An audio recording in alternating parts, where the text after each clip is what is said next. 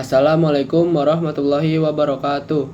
Saya Rifki Rahmat Fadila dari kelas 10-6. Kali ini saya akan menjelaskan komik strip buatan saya yang berjudul Like Lebih Penting Daripada Listrik.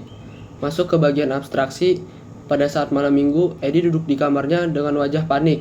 Bukan karena PR yang menumpuk, bukan juga karena dimarahi orang tuanya. Edi panik karena postingannya baru dapat 3 like setelah diupload 1 jam yang lalu. Jadi Edi itu merasa panik karena dia udah ngupload foto atau video tapi baru dapat 3 like setelah diupload 1 jam yang lalu. Selanjutnya masuk ke bagian orientasi.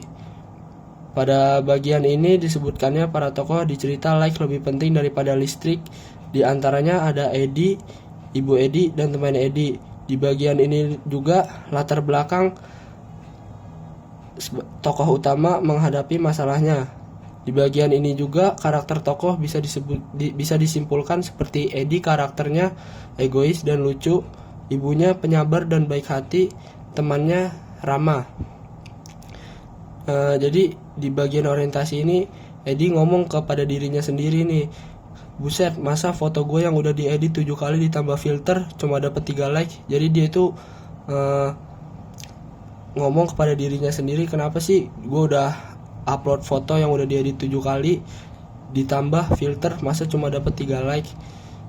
Nah, selanjutnya masuk ke bagian krisis. Di bagian krisis ini masalah mulai memuncak. Tak lama kemudian lampu rumah tiba-tiba mati, listrik padam, seluruh keluarga heboh mencari lilin dan senter. Edi tetap tenang bukan karena tidak panik, tapi karena ia punya prioritas lain. Dengan cepat ia menyalakan HP dan data seluler keluar rumah untuk mencari sinyal.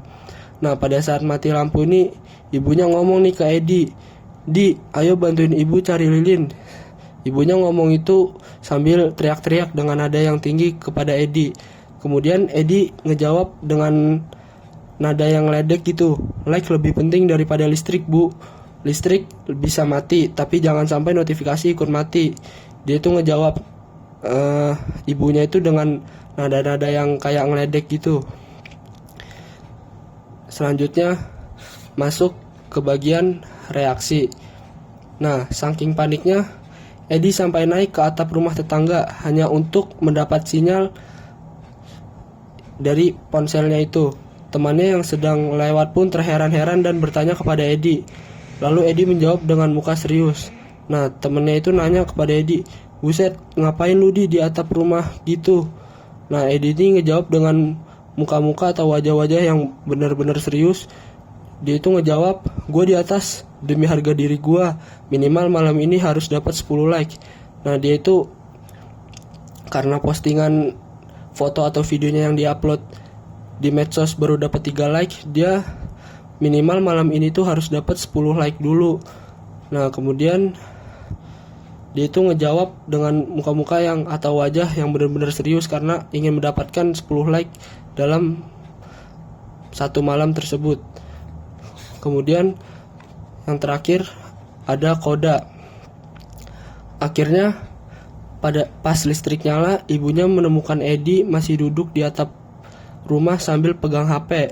Ibunya geleng-geleng kepala lalu berkata, "Kayaknya kamu bukan butuh charger, Di, tapi butuh tukang ruqyah."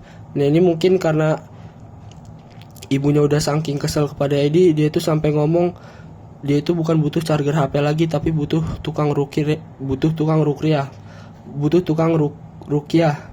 Nah, jadi karena tadi ibunya nyuruh Edi pada saat mati lampu nyari lilin atau senter, nah si Edi ini ngejawab dia nggak mau.